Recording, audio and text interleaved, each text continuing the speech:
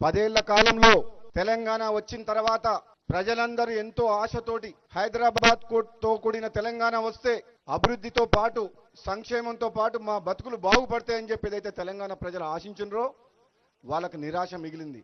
ముఖ్యంగా నల్లగొండ జిల్లా విషయంలో మాత్రం బీఆర్ఎస్ పార్టీ ప్రభుత్వ హయాంలో ప్రాజెక్టులను నిర్లక్ష్యం చేయడమే కాక ఇక్కడ అభివృద్ధి కూడా కుంటుపడ్డది.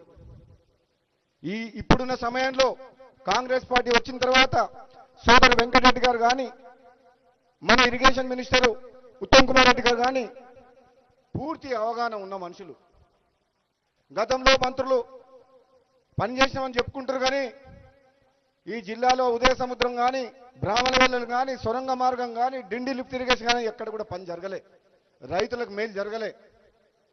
ఈ ప్రభుత్వం వచ్చిన తర్వాత ఉత్తమ్ కుమార్ రెడ్డి గారు ఎంతో శ్రద్ధతోటి ఈ ప్రాజెక్టుల సమీక్షల్లో గంటల తరబడి రోజుల తరబడి సమీక్షలు చేసి పూర్తి అవగాహన కల్పించుకొని ఈరోజు ఈ జిల్లా ప్రాజెక్టుల విషయంలో ముందుకు పోతున్న విషయం మనందరం కూడా గుర్తించాలి.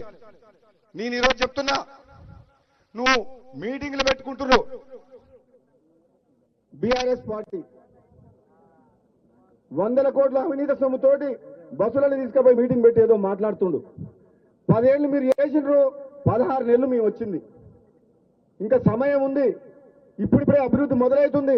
ఆగం చేసిన తెలంగాణని గాడిలో పెట్టే బాధ్యత ఈ కాంగ్రెస్ పార్టీ ముఖ్యమంత్రి రేవంత్ రెడ్డి గారి నాయకత్వంలో మీరందరూ కూడా కష్టపడుతున్నాం.